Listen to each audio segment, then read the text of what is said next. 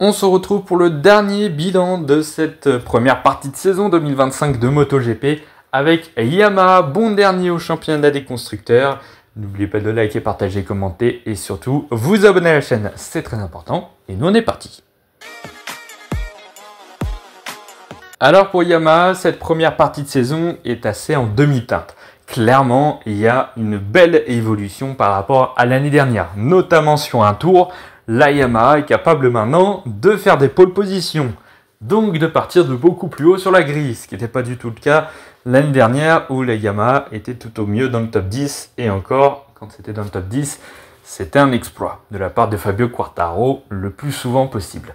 Bon, cette année, ça va beaucoup mieux, le samedi en qualification. Malheureusement, ce qui fait qu'on va dire que finalement la saison 2025 de Yamaha, en tout cas sur cette première partie de saison, est pas si exceptionnel que ça, c'est le rythme en course qui est absolument désastreux.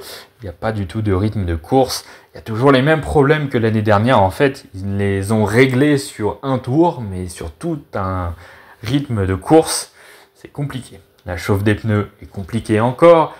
L'entrée des virages est compliquée. Dépasser, c'est quasiment impossible pour les pilotes Yamaha, notamment Fabio Quartararo. Donc c'est quand même assez compliqué quand tu pars de la pole position autant de fois et qu'au final il n'y a qu'un seul podium au bout pour Yamaha en course principale. Il y en a eu aussi un en course sprint. C'est quand même assez compliqué. Alors globalement, si on regarde les chiffres bruts en course principale et même en course sprint, quand on voit par rapport à l'année dernière, c'est le jour et la nuit, ça va beaucoup mieux pour Yamaha.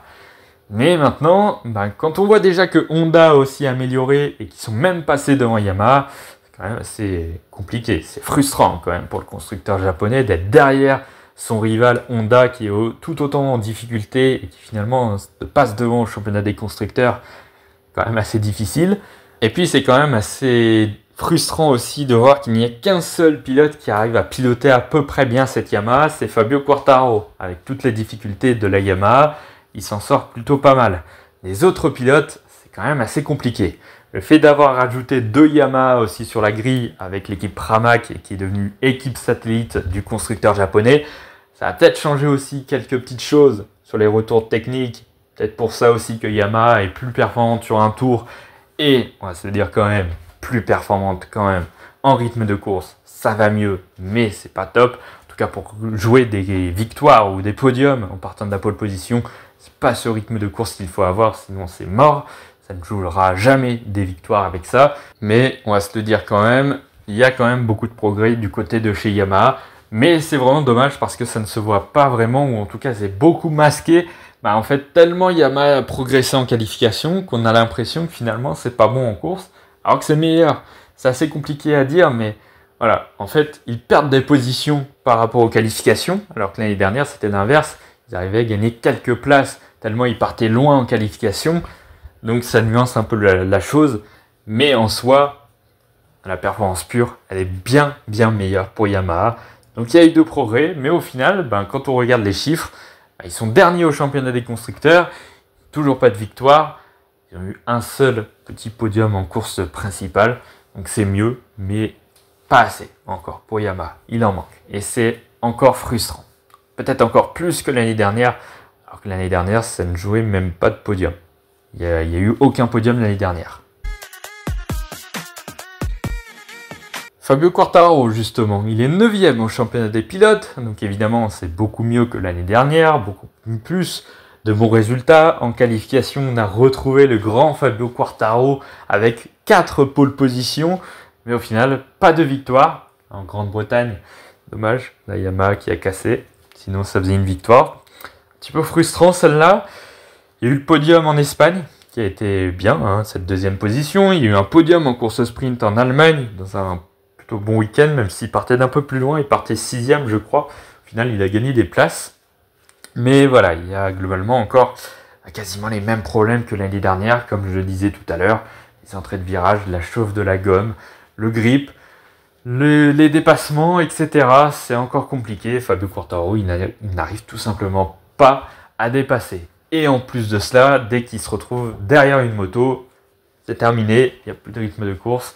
Les gommes, elles surchauffent, c'est fini. Il n'y a plus rien à faire. À partir du moment où Fabio Quartararo est 2e de la course, C'est à partir de ce moment-là qu'on se dit que la victoire c'est terminé tout simplement parce qu'on sait qu'il ne pourra plus dépasser tout simplement. Et qu'il faudra compter juste sur une chute du pilote de devant pour espérer quelque chose. D'ailleurs, c'est ce qu'on a vu en Grande-Bretagne, par exemple. En Grande-Bretagne, il a tout de suite pris le large. Et à partir de ce moment-là, les Marquez, les Bagnaia se sont loupés aussi en course. Donc, ça devenait un petit peu plus facile pour Quartararo. À partir de ce moment-là, il avait 5 secondes d'avance sur Bezzecchi. Donc, tout marchait bien. Donc, dès qu'il est devant, ça marche du tonnerre. Le problème, c'est que devant, on a Marc Marquez, donc, qui est sur une autre planète. Donc, à chaque fois, il le dépasse. Et du coup, dès qu'il le dépasse, il perd du rythme. C'est un petit peu ça le problème. C'est que s'il n'y avait pas Marc Marquez, je pense qu'il aurait gagné déjà 1 ou 2 courses, déjà sûr. Peut-être même quelques podiums de plus. Donc, dès qu'il se fait dépasser, en fait, c'est terminé pour Fabio. Donc, c'est compliqué. Il y a eu beaucoup de descentes aux enfers sur cette première partie de saison. C'est dommage d'appeler ça comme ça parce que les résultats en brut sont meilleurs, mais au final, en partant de la pole position, quand tu termines 10e aux Pays-Bas, quand tu termines, je sais pas, il y a eu des courses où il a terminé aussi assez bas, peut-être même des fois derrière le top 5, c'est quand même assez frustrant quand même de partir de la pole et finalement de ne pas même pas jouer un podium, ou pas très longtemps en tout cas.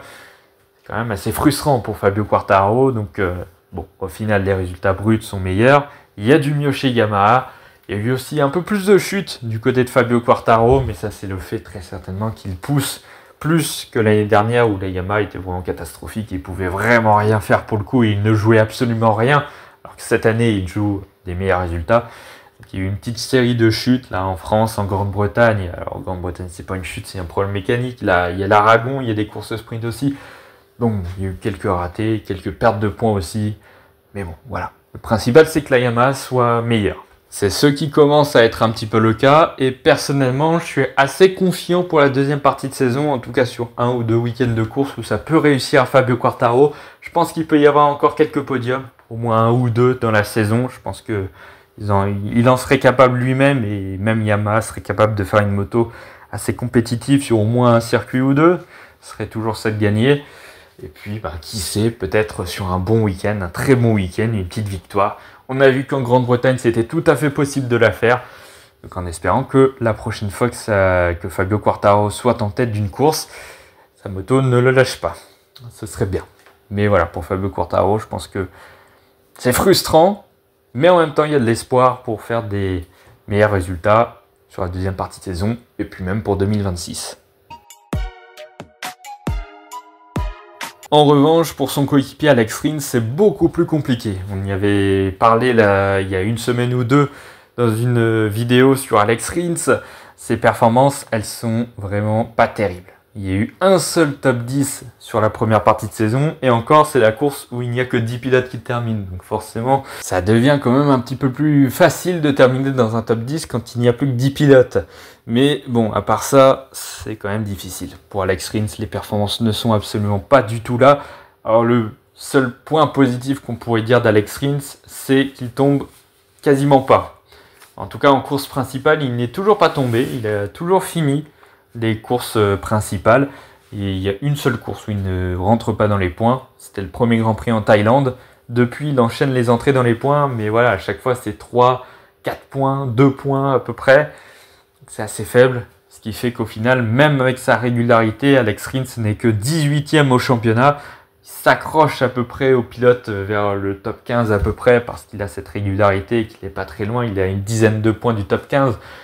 Mais c'est quand même compliqué pour Alex Rins qui n'a plus vraiment le niveau depuis sa blessure à la course sprint en Italie en 2023.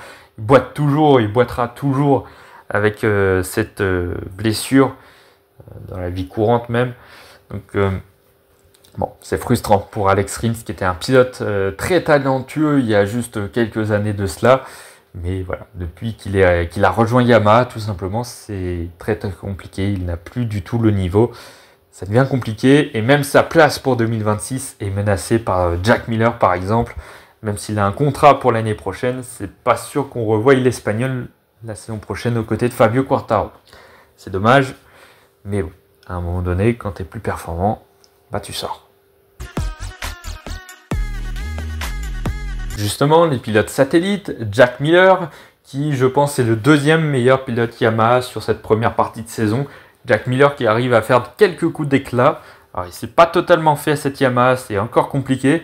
Mais voilà, il y a quand même 4 top 10 sur les 12 courses de cette saison en course principale. Il arrive à faire une belle 7ème place en Grande-Bretagne par exemple. Il fait même un top 5 au Grand Prix des Amériques, ce qui est vraiment très très bien pour le pilote australien. Mais voilà, ça manque de régularité. Souvent des courses soit où il tombe, soit où il termine hors du top 10. C'est pour ça qu'il est 14e au championnat des pilotes. Et puis, ce qu'on voyait ces dernières années avec la KTM, ça continue avec la Yamaha. C'est-à-dire qu'il prend des bons départs, qu'il se retrouve très bien placé. Parfois, il est 5, 6, 7e. Et puis, finalement, ça ne dure que quelques tours. Et puis, à la fin, dégradation d'un coup des pneus. Et puis Jack Miller, il tombe dans le classement et des fois, il ne termine même pas dans le top 10 alors qu'il était quasiment dans le top 5 parfois. C'est ce qu'on a vu chez KTM ces 2 dernières années et ça continue encore cette année.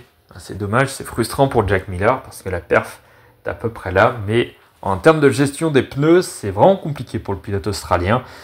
En tout cas, voilà, sa place est grandement menacée chez Pramac pour l'année prochaine. Ce serait dommage de ne plus le voir parce qu'il reste encore à peu près compétitif quand même. En tout cas, par rapport à Alex Rins, c'est bien mieux quand même. Donc c'est pour ça que Jack Miller mériterait peut-être quand même la place dans l'équipe officielle à la place d'Alex Rins pour l'an prochain. C'est ce que décidera les dirigeants de chez Yamaha.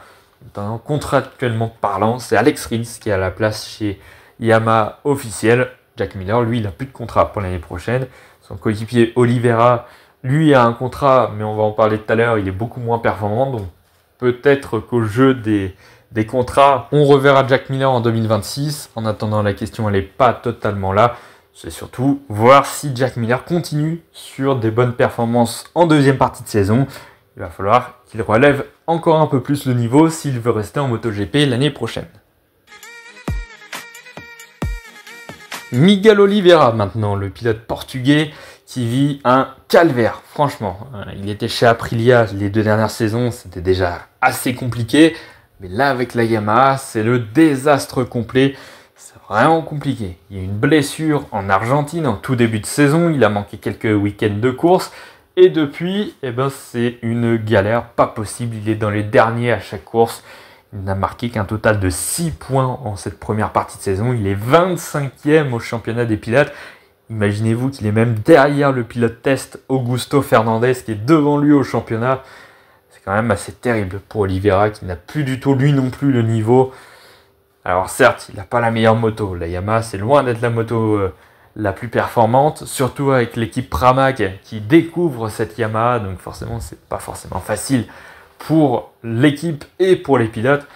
Mais quand on voit l'écart de performance entre Jack Miller et Miguel Oliveira, on se dit quand même que le Portugais a beaucoup perdu de son talent quand même. C'est bien dommage, là aussi un peu comme Alex Rins, parce qu'il a fait des belles performances par le passé.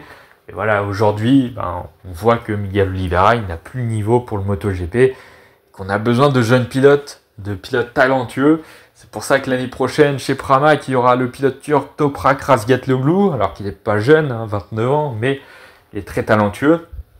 Et malgré son contrat en 2026, Miguel Oliveira, c'est pas sûr qu'on le retrouve l'année prochaine.